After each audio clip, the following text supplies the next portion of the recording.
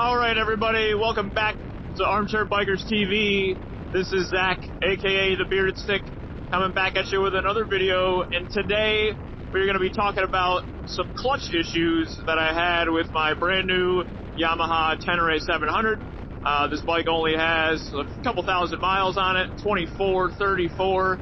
I got this, I don't know, maybe a little over a month ago. But yeah, I started to experience a few different clutch issues, and I will go over those and what I did to fix them. All that and more coming up next.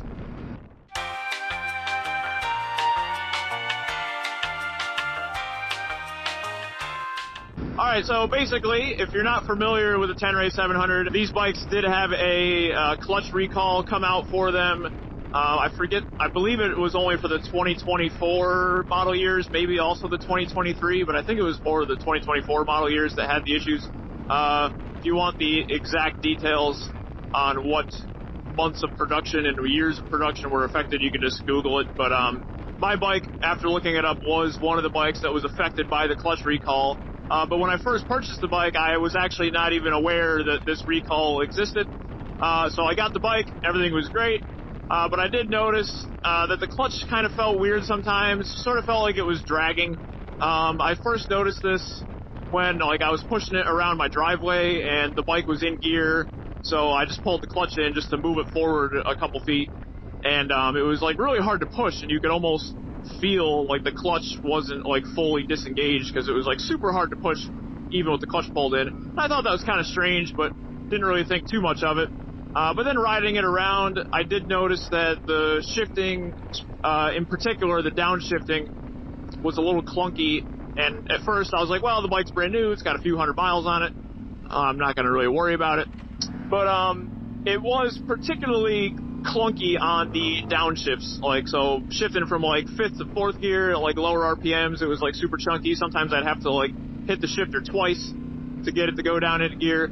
I thought that was kind of weird, and also, again, was symptomatic of maybe the clutch not fully disengaging. So then I was like, oh, maybe my free play adjustment isn't right. So maybe the free play adjustment on my lever isn't right. Maybe I got too much free play, right? So I went ahead, played around with the barrel adjuster, took out a ton of free play, and basically got it to the point where there was almost no free play. I still left a little bit, of course, but got it to the point where there was almost no free play in the clutch lever.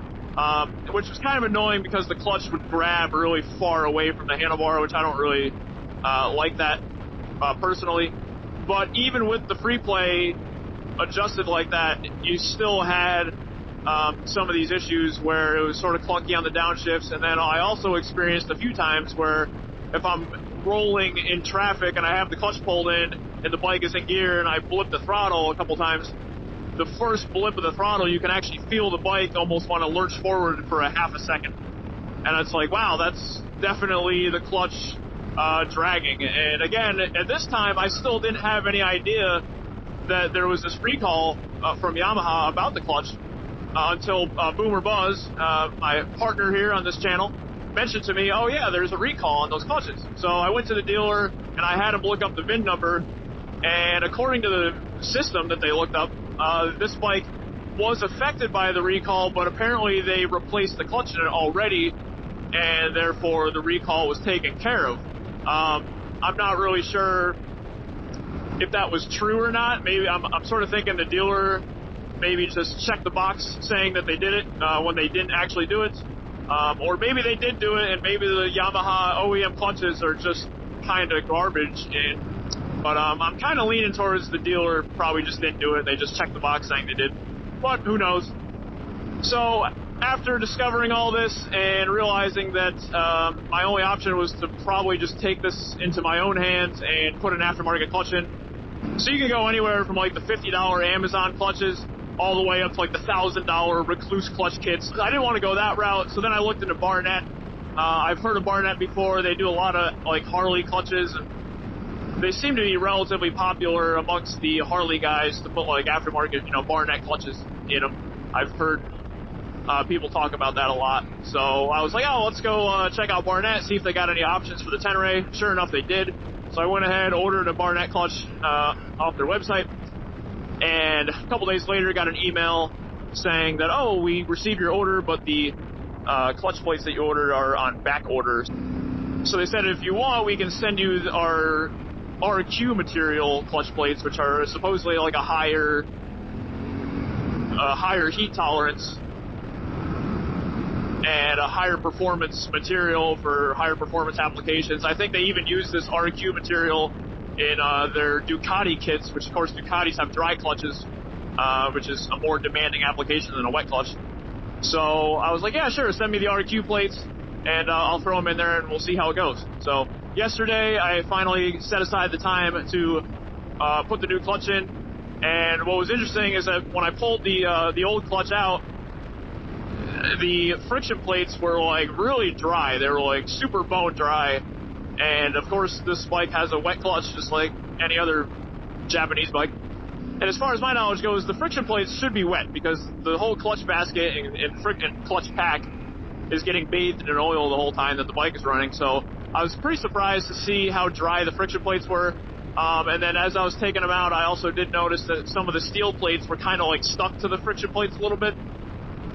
So no wonder it felt like it was dragging, because the plates probably weren't really fully separating due to maybe the lack of oil being absorbed into the friction material, and then, you know, the steel plates being kind of stuck to the friction plates. So kind of makes sense.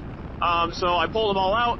I inspected the clutch basket, and everything looks fine on the inside of the motor. Nothing weird. I mean, the bike's only got 2,000 miles on it, so there was nothing weird to report inside there. So went ahead, threw the new clutch back in there along with the new springs and bolts that came with the kit, and test rode it around yesterday, and then I'm giving her a little ride today to see how she feels. And I gotta say, it feels so much better.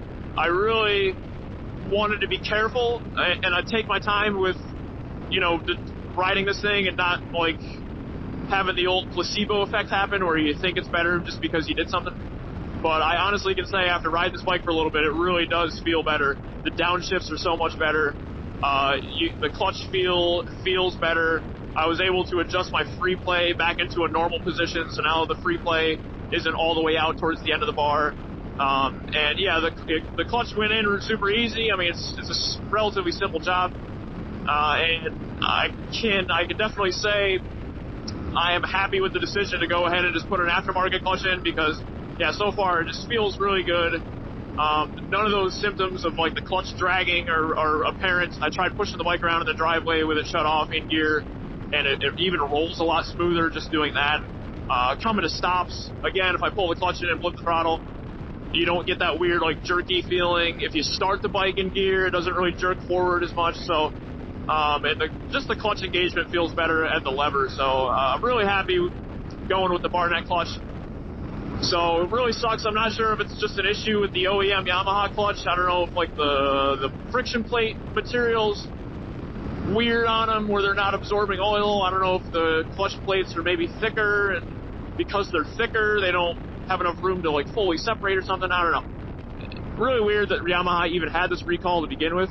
But I'm glad that I took care of it myself and just put an aftermarket clutch in it, because it feels a lot better. So if you have one of these bikes and the clutch feels weird, or it feels grabby or lurchy, or if you're, you know, having any of the symptoms that I described, go ahead and just do yourself a favor, throw an aftermarket clutch in it. It's an easy enough job. You're just pulling the clutch cover off, and then you do have to pull the water pump off as well, but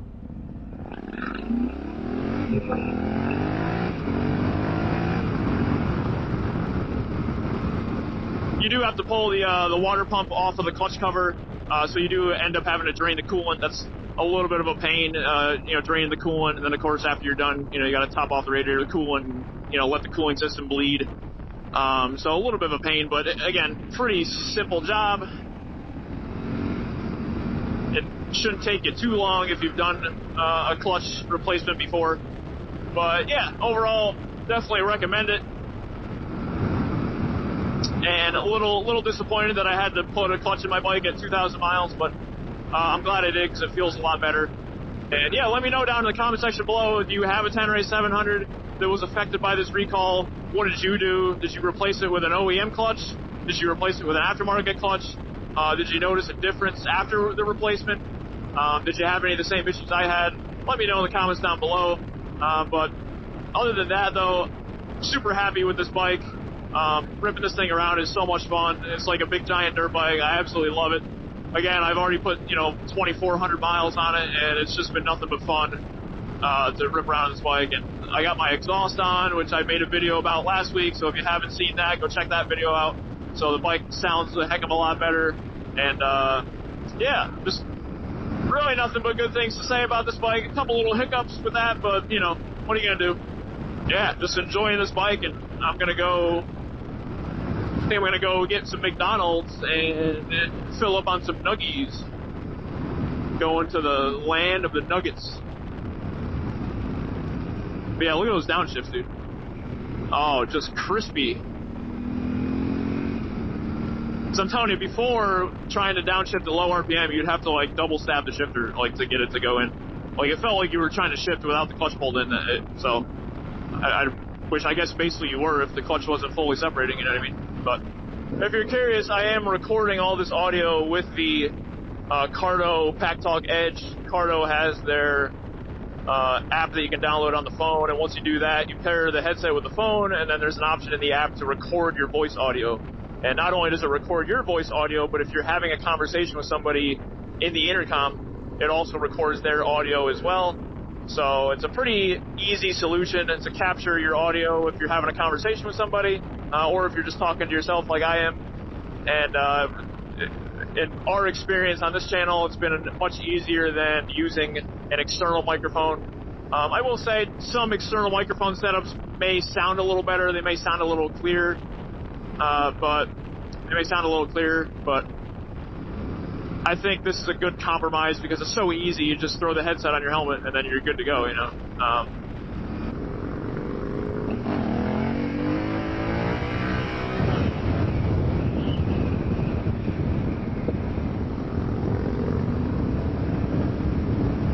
little bit of a wheelie for you just to demonstrate that the clutch does grab properly. Still working on my wheelies. Second gear, a lot easier than first gear. First gear is so torquey that I feel like I'm going to backflip this thing, but I'm working on it, though. I'm working on it. It's just a skill issue, Uh-oh, we got a fucking wee-woo coming. I'm just saying right here. Oh. The wee-woo's going that way. Oh, my God, another big woo. Oh! A big wee woo. Come on, big dog. You got plenty of room. Oh.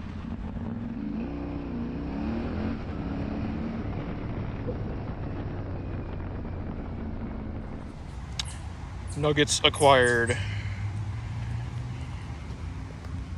As you see, we are looking nice and dry. Looks like our new gasket is holding up good.